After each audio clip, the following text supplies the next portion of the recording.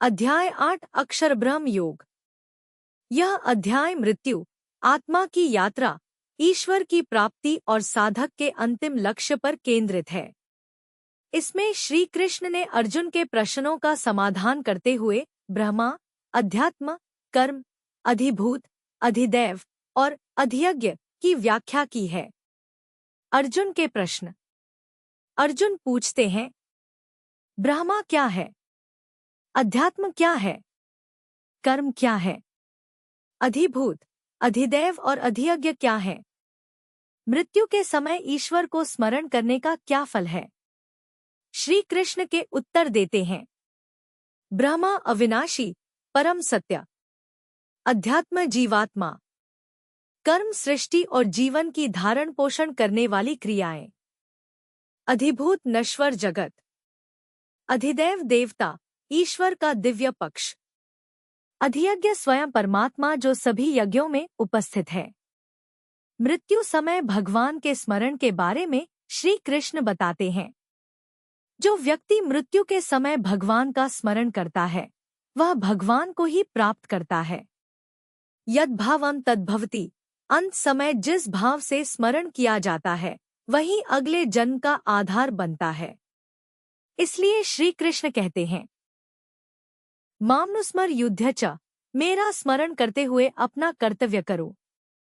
साधना और स्मरण के बारे में बताते हुए श्री कृष्ण कहते हैं, निरंतर अभ्यास और योग के द्वारा मन को ईश्वर में स्थिर करना चाहिए।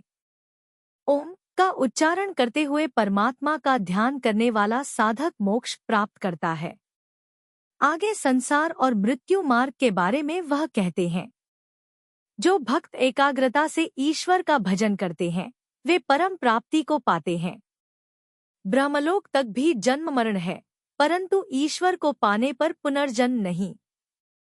ब्रह्मा का दिन रात के बारे में ज्ञान देते हुए श्री कृष्ण कहते हैं, ब्रह्मा का एक दिन 1000 चतुर्युगों का काल।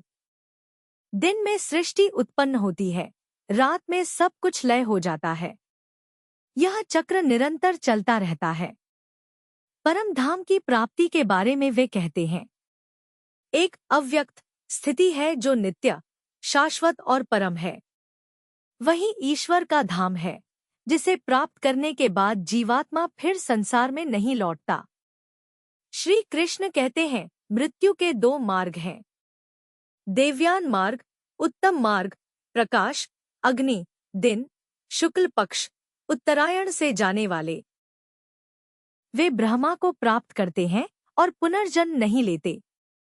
पितृयान मार्ग, दूसरा मार्ग, धुआ, रात्रि, कृष्ण पक्ष, दक्षिणायन, इससे जाने वाले जीव पुनः लौट आते हैं। अंत में श्री कृष्ण उपदेश देते हुए कहते हैं, जो साधक गीता के उपदेशों को समझकर भक्ति करता है वह सभी वेद, यज्ञ, तप, दान से श्रेष्ठ फल को प्राप्त करता है।